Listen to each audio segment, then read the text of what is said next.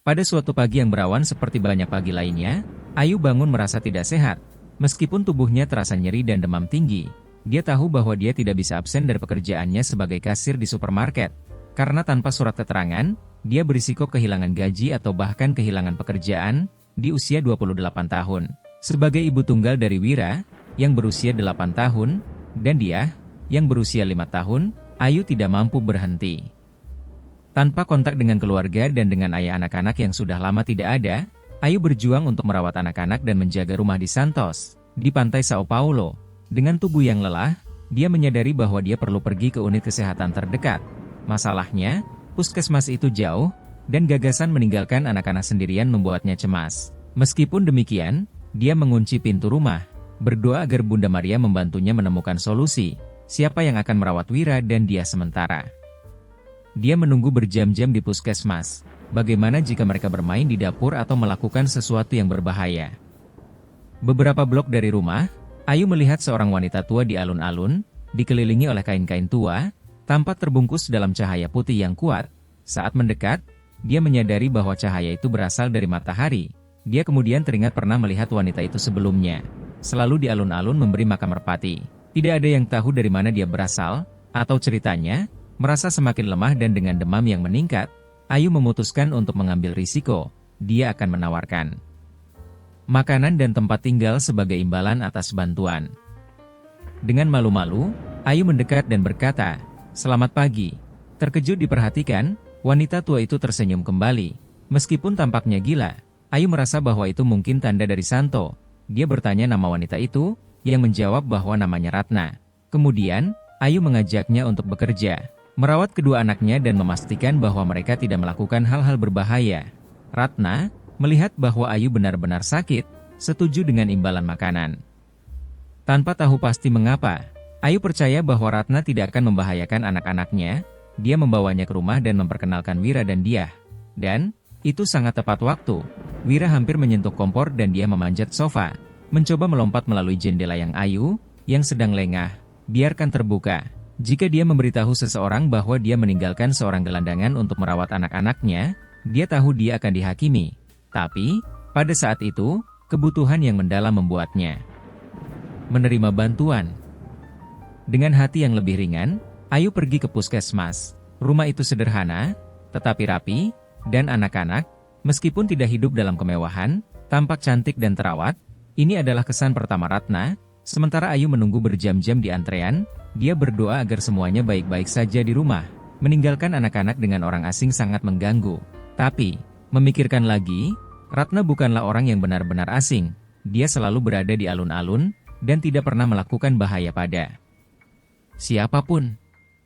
Ketika akhirnya diperiksa, dokter, setelah memeriksanya, mendiagnosis pneumonia, kasusnya sudah parah dan perlu dilakukan röntgen untuk konfirmasi. Tetapi dokter tidak ragu, untuk menghindari komplikasi, dokter meresepkan obat-obatan, beberapa di antaranya tersedia gratis di puskesmas. Lainnya, Ayu tidak tahu apakah dia bisa membelinya. Mengingat situasi keuangannya, selain itu, dokter juga menyarankan agar dia menghindari aktivitas berat, karena hal itu bisa memperburuk kondisinya. Dia juga memberikan surat keterangan sakit selama 7 hari untuk pekerjaan, tapi bagaimana dengan anak-anak? Bagaimana dia akan merawat mereka? Khawatir, Ayu kembali ke rumah. Saat membuka pintu, dia disambut oleh suara yang sudah lama tidak dia dengar. Tawa ceria anak-anaknya, sudah lama sekali Ayu tidak bermain dengan mereka. Ketika tidak bekerja di supermarket, dia sibuk memasak atau terlalu lelah untuk melakukan hal lain. Penasaran dengan apa yang menyebabkan kesenangan itu, Ayu membuka pintu perlahan dan mendapati pemandangan yang tidak biasa. Ratna, si gelandangan, telah membuat boneka tangan dari kaos kaki dan, dengan satu di setiap tangan, sedang menceritakan sebuah cerita kepada Wira dan dia. Anak-anak tertawa keras melihat tingkah konyol Huan, seekor serigala canggung, yang mencoba melarikan diri dari seorang Little Red Riding Hood yang sangat pintar. Saat cahaya masuk melalui celah pintu, Ratna berbalik dan melihat Ayu, hampir berterima kasih dan membebaskannya dari merawat anak-anak. Ayu merasa tubuhnya tidak kuat lagi. Jika tidak memegang gagang pintu, dia akan jatuh. Beberapa saat kemudian, Ayu terbangun merasakan aroma lezat dari dapur. Terkejut, dia membayangkan salah satu anaknya bermain di dapur dan mencoba melompat dari tempat tidur. Tetapi penyakit telah menguras tenaganya. Ratna, yang sedang mengaduk sup, berlari untuk membantunya. Sementara Ayu batuk hebat, hampir kehabisan napas. Saat melihat keluar jendela, Ayu menyadari bahwa sudah malam. Wanita itu telah menghabiskan sepanjang hari merawat anak-anaknya dan masih menyiapkan makan malam. Terharu, karena tidak ingat kapan terakhir kali menerima bantuan, Ayu mencoba mengucapkan terima kasih.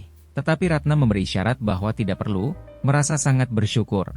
Ayu bersikeras dan mengundang wanita itu untuk tidur di rumahnya malam itu, mandi air hangat, dan mengambil beberapa pakaian bersih. Ratna berterima kasih. Meskipun kadang-kadang mandi di tempat penampungan, airnya selalu dingin, mandi air hangat akan menjadi kemewahan. Hari-hari berlalu dan Ratna tinggal di rumah Ayu, menunjukkan dirinya sebagai bantuan yang berharga. Dia merawat anak-anak, menyiapkan makanan hangat, dan membantu menjaga rumah tetap teratur. Wira dan dia sangat senang dengan cerita kreatif yang Ratna ceritakan menggunakan kaus kaki sebagai boneka tangan. Sementara kesehatan Ayu terus-menerus rapuh, Ratna mendorong anak-anak untuk membantu ibu mereka, mengubah aktivitas sehari-hari menjadi petualangan besar. Pada hari kelima, seperti biasa, Ratna membawa anak-anak ke sekolah. Ketika kembali, dia mulai menyiapkan sup untuk memperkuat Ayu. Pada saat itulah dia mendengar sesuatu yang tak terduga. Dengan air mata penuh rasa syukur di matanya, Ayu mengatakan bahwa dia tidak tahu bagaimana dia akan menjaga semuanya tetap berjalan tanpa bantuan Ratna. Keduanya duduk bersama untuk makan, dan Ayu penasaran untuk mengetahui lebih banyak tentang kisah wanita yang telah menjadi bagian penting dalam hidupnya. Bertanya bagaimana dia bisa berakhir di jalan. Dengan ekspresi sedih, Ratna menghela napas dan mulai bercerita. Selama bertahun-tahun, dia adalah guru pendidikan anak usia dini dan memiliki keluarga. Seorang suami dan seorang putri bernama Melati. Namun, pada suatu sore yang tampaknya biasa, hidupnya yang sempurna runtuh. Melati, putri tunggalnya, tertabrak mobil saat menyeberang jalan di jalur pejalan kaki. Lampu lalu lintas berwarna merah untuk mobil, tetapi seorang pengemudi yang ceroboh menerobos. Rasa sakitnya sangat menghancurkan. Ratna terjerumus dalam depresi mendalam. Suaminya, Arya, yang seorang dokter, tidak mampu mengatasi kesedihan atas kematian putri mereka dan penyakit istrinya. Ketika dia meminta cerai, Ratna merasa hidupnya kehilangan makna, tidak mampu bekerja. Dia kehilangan pekerjaan dan, akibatnya, rumahnya, suatu hari, tanpa daya. Dia meninggalkan rumah dengan hanya pakaian di tubuhnya dan mulai berkeliaran di jalanan. Itu terjadi 5 tahun yang lalu.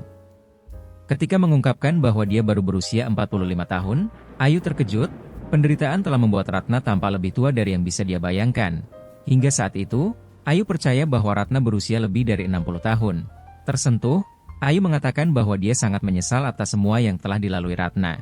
Melihat ke mata ibu yang kehilangan putri tunggalnya, Ayu tahu tidak ada rasa sakit yang lebih besar.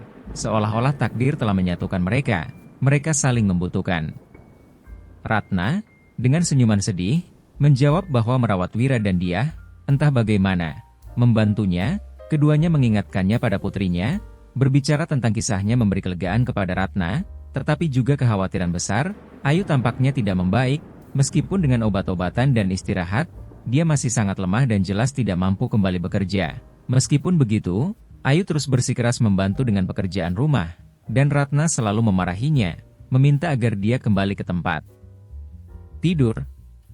Pada sore hari ketujuh, dengan akhir surat keterangan yang semakin dekat, Ratna memutuskan bahwa saatnya membawa Ayu kembali ke puskesmas. Kali ini, akan diperlukan usaha besar, karena tidak ada yang bisa merawat anak-anak.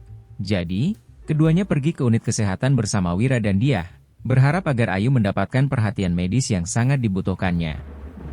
Saat tiba di ruang konsultasi dokter onkologi, Ayu merasa gugup. Ratna memegang tangannya, memberikan dukungan diam-diam. Anak-anak tinggal bersama Arya, yang menawarkan untuk merawat mereka sementara ibunya diperiksa. Ketika memasuki ruangan, Ayu disambut oleh dokter yang sudah diberitahu tentang kasusnya oleh Arya. Dokter onkologi itu adalah pria serius, tetapi suaranya tenang, menyampaikan rasa percaya diri tertentu.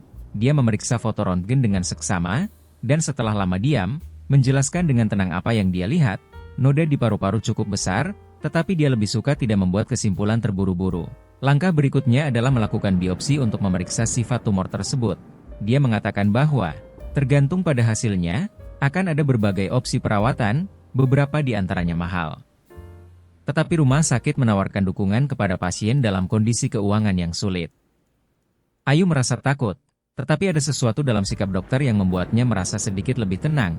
Dokter menjelaskan bahwa belum saatnya untuk kehilangan harapan, karena ada perawatan yang mungkin berhasil, mulai dari kemoterapi hingga metode lain yang kurang invasif, tergantung pada diagnosis yang tepat. Saat keluar dari ruang konsultasi, Ayu merasa pusing, tetapi bersyukur atas bantuan Arya dan dukungan tak tergoyahkan dari Ratna. Keduanya kembali ke rumah bersama anak-anak, berusaha menjaga suasana tetap ringan, meskipun awan ketidakpastian menggantung di masa depan. Pada hari-hari berikutnya, Ayu mempersiapkan diri untuk biopsi. Dia merasa cemas, tetapi kata-kata dokter onkologi masih bergema di pikirannya. Ada harapan. Ratna, pada gilirannya, terus menjadi kekuatan yang dibutuhkan Ayu. Dia merawat rumah, anak-anak, dan berusaha menjaga lingkungan tetap positif. Ketika hari biopsi tiba, Arya sekali lagi menawarkan diri untuk membawa Ayu ke rumah sakit dan merawat anak-anak sementara dia menjalani prosedur. Hubungan mereka mulai menjadi kurang tegang, dengan Ayu mulai menyadari bahwa Arya benar-benar ingin membantu, tidak hanya karena kebaikannya, tetapi mungkin juga sebagai upaya penebusan, mengingat semua yang telah dilalui Ratna. Setelah biopsi, dimulailah penantian yang menyakitkan untuk hasilnya. Ayu tahu hidupnya tergantung, dan bahwa masa depan, apapun itu, akan segera terungkap. Selama periode ini, dia mulai terbuka lebih banyak kepada Ratna tentang ketakutan dan harapannya. Kedua wanita, yang terhubung oleh rasa sakit dan kekuatan cerita mereka, membentuk ikatan yang semakin kuat. Sambil menunggu hasilnya, Ayu merenungkan hidupnya, anak-anaknya, dan hadiah tak terduga yang adalah memiliki Ratna di sampingnya. Setiap hari bersama Wira dan dia terasa lebih berharga. Pada suatu sore yang tenang, saat anak-anak bermain, Ratna melihat ketegangan di wajah Ayu, mendekat dan berkata, "Apapun yang terjadi, kamu tidak sendirian. Kita akan menghadapi ini bersama." Ayu menatap Ratna dengan air mata di matanya, merasakan rasa syukur yang mendalam. Bahkan di tengah kegelapan ketidakpastian, ada cahaya, kekuatan persahabatan, ketahanan, dan cinta yang tumbuh di antara mereka. Akhirnya, hari yang dinanti tiba, telepon berdering, dan Ayu menjawab dengan jantung berdebar. Di ujung telepon, dokter onkologi berbicara dengan suara netral namun langsung, "Kami sudah mendapatkan hasilnya. Silakan datang ke klinik besok untuk membahas langkah selanjutnya." Ayu, meskipun gugup dengan apa yang akan dikatakan dokter, merasa tenang saat memikirkan anak-anaknya. Dia sudah menerima nasibnya dan tahu bahwa kemungkinan besar waktu hidupnya tidak banyak. Ketika dokter akhirnya berbicara, mengonfirmasi bahwa itu benar-benar tumor dan bahwa dia perlu menjalani beberapa sesi radioterapi, hati Ayu terasa sesak. Tujuannya adalah untuk mengecilkan tumor agar menghilang atau, setidaknya, menjadi lebih kecil sehingga memungkinkan operasi untuk mengangkatnya. Saat mendengarkan penjelasan tersebut, Ayu hanya bisa memikirkan betapa mahalnya semua itu. Dia, agak canggung, bertanya bagaimana dia akan membayar semua itu. Dia tahu bahwa dokter di rumah sakit umum tidak mendapatkan banyak uang dan masih terkejut dengan semua sumber daya yang tampaknya dimiliki dokter tersebut. Melihat dilema temannya, Ratna menyarankan agar mereka pergi ke bank di taman tempat mereka bertemu. Di sana, dia berjanji akan menjelaskan semuanya dengan tenang. Duduk berdampingan, Ratna menceritakan kebenaran. Arya, dokter yang membantu Ayu, adalah mantan suaminya. Dia telah meminta cerai segera setelah kematian tragis putri mereka, Melati. Perlahan-lahan, Ayu mulai memahami mengapa pria itu begitu dermawan. Ratna menjelaskan bahwa Arya selalu menjadi dokter terkenal dan sangat mengejutkan melihatnya bekerja di puskesmas. Pada kunjungan terakhir, dia bertanya apa yang dia lakukan di sana, dan Arya mengaku bahwa itu adalah caranya mencoba melakukan sesuatu yang baik untuk dunia. Sebagian dari gaji yang diterimanya di puskesmas digunakan untuk membeli obat bagi mereka yang tidak mampu, dan kemungkinan besar dia menggunakan uang itu untuk membayar perawatan Ayu. Mendengar pengungkapan ini, Ayu tersenyum dengan cara nakal dan menyenangkan. Ratna memahami apa yang ada dalam pikiran temannya. Tertawa terbahak-bahak. Ayu, dengan cahaya rencana di matanya, yakin bahwa itu adalah tanda lain bahwa dia harus membantu Ratna menemukan kebahagiaan kembali dengan Arya. Sesi radioterapi sangat berat. Ayu kehilangan banyak rambut, tetapi itu adalah masalah yang paling kecil. Perawatan membuatnya sangat kelelahan dan mual. Jika bukan karena Ratna, dia tidak tahu bagaimana cara mengurus anak-anaknya. Ketika siklus sesi berakhir, Ayu melakukan röntgen baru. Dokter menginformasikan bahwa tumor telah menyusut secara signifikan, tetapi masih perlu melakukan operasi untuk mengangkatnya sepenuhnya. Arya, yang berada di klinik hari itu, meminta untuk ikut serta dalam konsultasi dan, setelah mendengar tentang perlunya operasi, mengatakan bahwa dia akan menanggung semua biaya. Ayu, terharu, tidak tahu harus mulai dari mana untuk berterima kasih. Arya menjelaskan bahwa dia melakukan itu karena telah bersumpah untuk menyelamatkan nyawa, tetapi juga karena merasa perlu memperbaiki kesalahan masa lalu. Dia mengingat betapa dia gagal pada Ratna ketika dia sangat membutuhkannya dan sekarang tidak bisa membiarkan seseorang yang sangat penting baginya pergi. Ayu, tersentuh oleh kebaikan, mengundang Arya untuk makan malam di rumah malam itu. Dia bertekad memberikan dorongan dalam pertemuan kembali antara keduanya. Meskipun merasa lemah, dia menggunakan semua energinya untuk membantu Ratna bersiap. Sangat menakjubkan bagaimana kehadiran orang-orang yang kita cintai dapat membuat kita merasa lebih segar. Ratna, mengenakan salah satu gaun paling indah milik Ayu, membuka pintu untuk Arya malam itu. Selama makan malam, Ayu, masih lelah, pergi lebih awal, diikuti oleh anak-anaknya, meninggalkan Ratna dan Arya sendirian. Mereka berbicara tentang segala hal yang terjadi dalam hidup mereka dan bagaimana rasa sakit telah memisahkan mereka. Di akhir makan malam, mereka mendekat dan akhirnya berciuman. Momen itu bisa menjadi awal dari sesuatu yang lebih besar di antara mereka, tetapi masih terlalu dini untuk dikatakan. Pada minggu-minggu berikutnya, Ayu mempersiapkan diri untuk operasi. Itu bukan sesuatu yang sederhana, tetapi dia merasa aman, karena dia tahu bahwa jika sesuatu berjalan salah, Ratna akan ada di sana untuk merawat anak-anaknya. Bagi Ratna, menunggu adalah penderitaan, ketakutan kehilangan seseorang yang begitu dicintai kembali menghantuinya. Pada hari operasi, Arya tinggal di ruang tunggu bersama Ratna dan anak-anak. Setelah beberapa jam, rekan Arya, yang bertanggung jawab atas operasi, datang dengan berita medis. Operasi telah berhasil, tumor telah diangkat sepenuhnya dan tidak ada tanda-tanda bahwa kanker telah menyebar. Meskipun begitu, Ayu belum aman sepenuhnya. 24 jam berikutnya akan menjadi kunci untuk pemulihannya. Hari berikutnya adalah penuh kecemasan bagi Ratna. Ketidakpastian menguasai pikirannya, dan dia hanya memikirkan bagaimana reaksinya jika temannya tidak selamat. Akhirnya, datang berita baik, Ayu sedang pulih dengan baik, tetapi dia perlu tinggal di rumah sakit sedikit lebih lama hingga paru-parunya benar-benar sembuh. Meskipun begitu, sisanya berjalan dengan baik. Ratna tetap berada di rumah sakit, membantu Ayu dalam proses pemulihan. Setelah beberapa waktu dirawat di rumah sakit, Ayu akhirnya bisa pulang, dan di rumah dia dirawat oleh Ratna, yang membantunya dengan anak-anak serta tugas-tugas rumah tangga. Dengan kesehatan yang pulih sepenuhnya, Ayu sudah bersiap untuk kembali bekerja sebagai kasir supermarket. Namun, sekali lagi, Arya turun tangan untuk memberikan bantuan. Arya, melihat tekad Ayu, merekomendasikannya kepada seorang teman akuntan yang sedang mencari seorang sekretaris. Ayu, yang telah mempelajari beberapa tahun administrasi, akan menjadi bantuan besar di kantor tersebut. Jadi, siap untuk memulai fase profesional baru ini, Ayu pergi untuk hari pertama kerjanya, memikirkan semua yang telah dilakukan Ratna untuknya. Sungguh luar biasa menyadari bagaimana hidupnya berubah setelah memutuskan untuk membantu seorang tunawisma. Sepanjang waktu, Ayu membayangkan bahwa dia akan mengubah hidup Ratna. Tetapi pada akhirnya, hidupnya lah yang berubah. Dia hampir tidak bisa mempercayai keberuntungannya telah menemukan orang-orang yang mengulurkan tangan di saat-saat tersulit. Ayu tidak bisa membayangkan bagaimana dia akan mengatasi semua ini tanpa dukungan Ratna dan Arya. Memikirkan bagaimana dia bisa membalas semua yang telah dilakukan untuknya, Ayu bertanya apakah Ratna pernah memikirkan kembali untuk bekerja sebagai guru. Ratna tersenyum, menggelengkan kepala. Sedikit tidak yakin, aku sudah memikirkannya, tapi aku tidak tahu apakah aku bisa. Ini adalah dunia yang sudah lama aku tinggalkan, jawabnya. Namun, Ayu bersikeras, tapi kamu sangat bagus dengan anak-anak.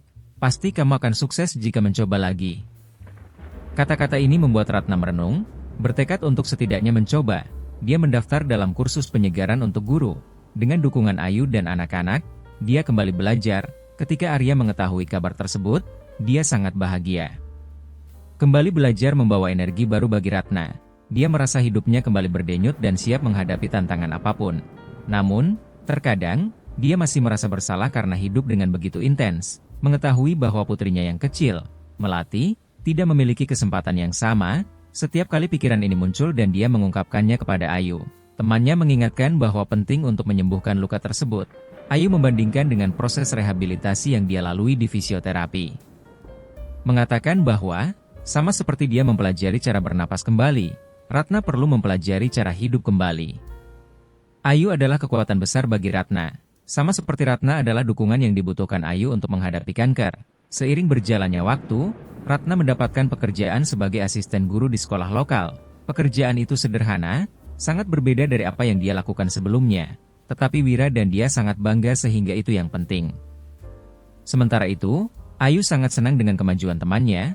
Hubungan Ratna dan Arya berjalan sangat baik, dan Ratna masih tinggal bersama Ayu, membantu dengan anak-anak. Namun, sekarang, ada cahaya baru di matanya, sebuah tujuan, keinginan untuk terus maju, meskipun masih memikirkan melati. Dia tidak lagi takut untuk melanjutkan hidup dan tidak merasa bersalah karenanya. Dia tahu bahwa putrinya, dimanapun dia berada, pasti akan bahagia untuknya. Ayu juga berada dalam fase yang sangat baik dalam hidupnya. Dalam waktu singkat di kantor akuntan, dia dipromosikan dari sekretaris menjadi asisten akuntan. Kesulitan finansial akhirnya mereda, dan sekarang fokusnya adalah membangun kehidupan yang penuh dan bahagia untuk anak-anak. Suatu malam, Ayu mengadakan makan malam di rumah dan mengundang Arya. Di tengah malam, dia melakukan toast untuk keluarga. Semua menjawab, "Untuk keluarga baru kami," dan mereka bersulang, tertawa dan merasakan kebahagiaan serta persatuan yang telah mereka bangun bersama. Sementara semua orang tenggelam dalam momen kebahagiaan itu, Arya berdiri, mengatakan bahwa dia juga ingin melakukan toast, tetapi sebelumnya, dia memiliki sesuatu untuk ditanyakan. Dia menatap Ratna, dan hati Ayu sudah tahu apa yang akan terjadi selanjutnya. Dia mendorong Arya untuk melanjutkan. Arya berdiri, meminta Ratna untuk berdiri juga, dan dengan senyum cemas, berlutut di hadapannya. Dengan penuh emosi, dia bertanya apakah Ratna mau menikah dengannya lagi. Terkejut dan tidak percaya bahwa itu terjadi, Ratna, dengan air mata di matanya, menjawab bahwa dia siap untuk memulai hidupnya kembali di sampingnya dan keluarga barunya. Setelah pernikahan, Ratna dan Arya pindah ke rumah dekat rumah Ayu. Bagi Ratna, tidak mungkin membayangkan jauh dari temannya dan anak-anak, karena mereka juga adalah keluarganya sekarang. Semua yang terjadi mengajarkan kepada mereka bahwa keluarga sejati adalah orang-orang yang kita pilih untuk berada di sisi kita. Mereka adalah mereka yang membantu kita melanjutkan dan, di saat-saat tersulit, mengulurkan tangan dan membuat kita percaya bahwa cinta dan harapan bisa muncul dari tempat yang tidak terduga.